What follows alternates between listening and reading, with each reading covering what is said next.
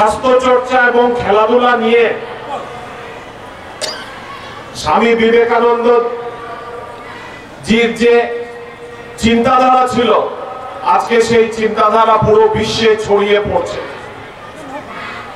স্বামী বিবেকানন্দর একটা কথা আমার মনে ছোটবেলায় খুব দাগ পড়ে কেটেছিল, সেটা হয়েছে যে যতদিন বাঁচবো ততদিন শিখবো, আর যতদিন শিখবো ততদিনই বাঁচবো। এই কথা আমি ছোটবেলা স্বামী বিবেকানন্দর জীবনী পড়তে পড়তে শুনেছিলাম এবং আমার জীবনে এটা অত্যন্ত প্রখরভাবে দাগ কেটেছিল।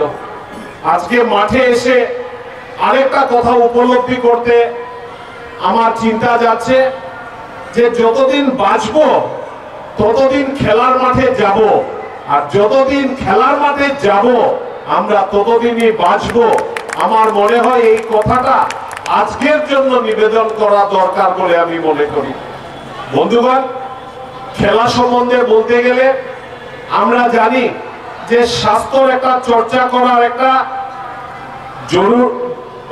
দরকার আছে, এবং আজকের দিনের সরকার ভারতবর্ষের কাছে, ভারতবর্ষের জনগণের কাছে, আর বিশেষ করে ভারতবর্ষের যুব প্রজন্মের কাছে একটা অল্টারনেটিভ ক্যারিয়ার হিসাবে স্পোর্টসকে তথা খেলাধুলাকে চিহ্নিত করে দিয়েছে।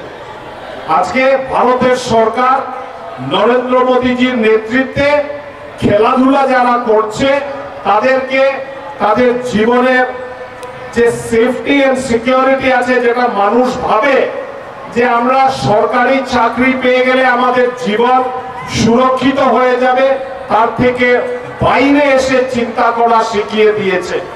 আজকের দিনে 1% থেকে 10% ভারতবর্ষের লোক সরকারি চাকরি করে, কিন্তু মাঠে যাওয়ার সংখ্যা তার থেকে অনেক বেশি।